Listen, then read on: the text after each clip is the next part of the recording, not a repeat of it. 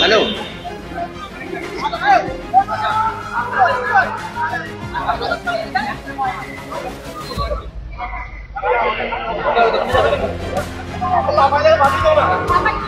গাড়ি নিয়ে চলে আসছে নাকি? গাড়ি নিয়ে আসছে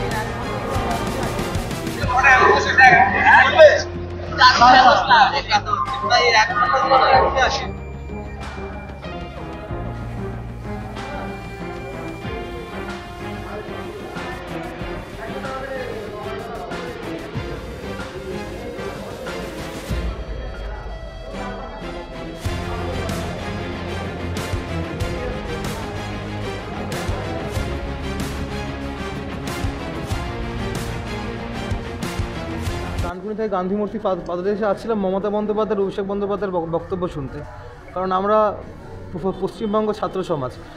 তো যখন আমরা আসি আজকে সবারই মধ্যে আবেগে ভরপুর। লিলুয়াটা ক্রস করার পরই হচ্ছে আমাদের কিন্তু স্লোগানটা চালু হয়, আমাদের টিএমসির অফিসিয়াল স্লোগান চালু হয়। তো স্লোগান চালু হওয়ার পরে মাঝখান থেকে কিছু ভিড় উঠে আসে, ঠিক আছে, এগুলো বন্ধ করো, হ্যান করো, ত্যান করো, এইভাবে আমাদের ছেলের একটা গায়ে হাত দেয়। ওই ছেলেটা প্রতিবাদ করে যে কেন বন্ধ করবো, তার মাথা ফাটিয়ে দেওয়া হয়। তারপরে আমরা যখন আবার স্লোগান, মানে ওরা ছিল আগের বগিতে, আমরা ছিলাম পরের বগিতে, আর আবার আমরা যখন স্লোগান চালু করলাম, সব ওখানকার পুরো বগির কিছু কিছু লোক এসে মানে হচ্ছে তারপর ধাক্কাধাক্কি চালু করলো। এবার ধাক্কাধাক্কি করতে করতে আমি যেহেতু গেটের ধারে দাঁড়িয়েছিলাম, আমাকে এমন করে ধাক্কা মেরেছে, মানে আমি যদি ওই রড না ধরে থাকতাম পুরো পড়ে যেতাম। ধাক্কা মেরেছে, আমি বাইরে বেরিয়েছি, পুরো পিছনে এসে রডটা লেগেছে। কী দিয়ে মেরেছে তোমাকে?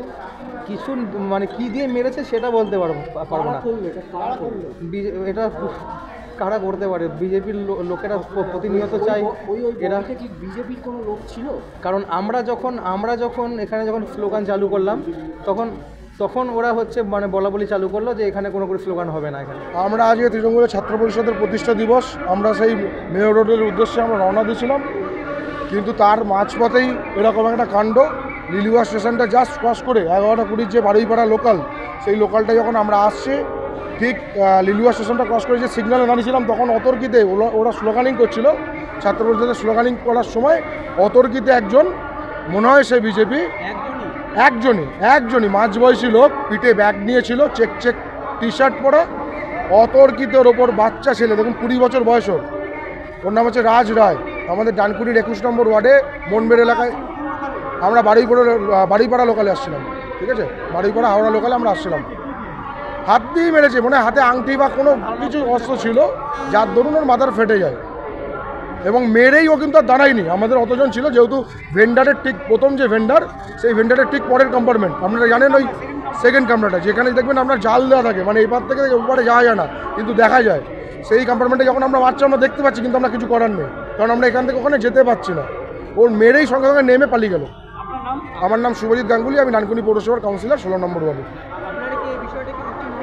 অবশ্যই নিশ্চয়ই জানাবো, এবং আমরা কেসও করব, আমরা আরপিওকে কেসও করবো, যেহেতু রেলের এলাকায় হয়েছে, লিলুয়া স্টেশনের পার করেই হয়েছে, হাওড়া ঢোকার আগে সিগন্যালের জন্য বানিয়েছিল, আমরা নিশ্চয়ই কেস করব।